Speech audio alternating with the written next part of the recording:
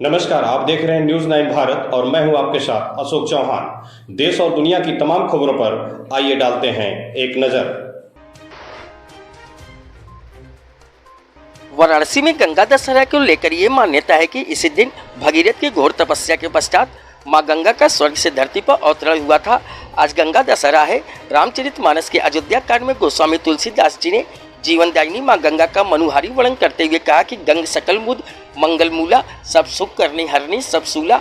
अर्थात गंगा जी समस्त आनंद मंगलों की मूल है और सब सुखों को करने वाली और सब पीड़ाओं को हरने वाली है।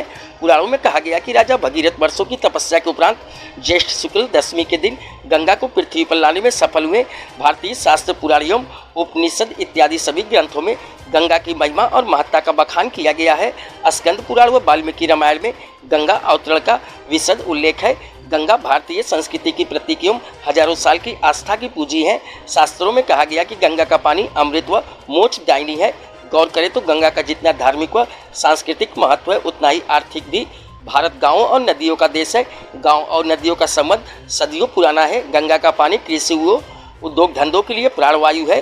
भारत नदियों का देश है। देश के आर्थिक सांस्कृतिक विकास में नदियों का अहम योगदान है। नदियां भारतीय संस्कृति और सभ्यता की पर्याय हैं।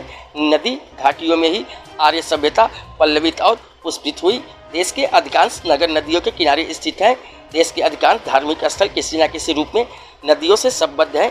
नदियां देश की बड़ी आबादी को अपने जल से ऊर्जावान करती हैं। लिहाजा नदियों का निर्बल बनाए रखने के लिए जितना सख्त कानून की जरूरत है, उससे कहीं अधिक पर्यावरण प्रेमियों, समाज सेवियों, बुद्धिजीवियों और संत समाज की सार्थक भागीदारी निभाने की जरूरत है। यह सच्चाई है कि नदियों को प्रदूषण से बचाने के लिए किस्म किस्म के कानून गढ़े गए हैं, लेकिन नदियां अभी भी प्रदूषण से करा रही हैं। कुछ वर्ष पूर्व उत्तराखंड उच्च न्यायालय ने गंगा और यमुना नदी को जीवित व्यक्ति सरीखा दर्जा दिए जाने का अभूतपूर्व फैसला दिया है।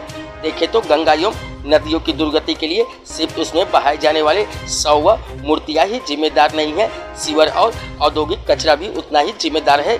उचित होगा कि नदियों के तट पर बसे औद्योगिक शहरों के कल कारखानों के कचरे और शहर के सीवर को गंगा और उसकी सहायक नदियों में गिरने से रोका जाए और ऐसा करने पर कल कारखानों के विरुद्ध कड़ी कार्रवाई की जाए।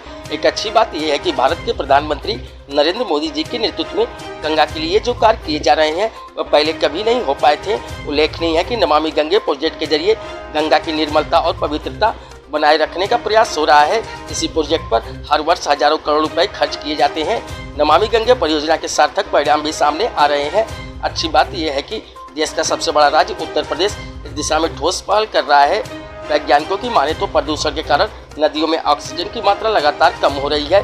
सीवर का गंदा पानी और औद्योगिक कचरे को बहाने से क्रोमियम एवं मरकरी जैसे घातक रसायनों की मात्रा बढ़ रही है, जो जीवन के लिए बेहद खतरनाक है।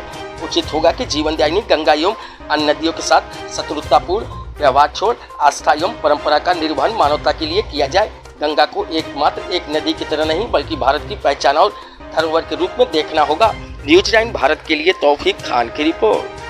यहाँ खबरों का सिलसिला कभी नहीं थमता। सिर्फ और सिर्फ बने रहिए न्यूज 9 भारत पर। अब चाहूंगा इजाजत। नमस्कार।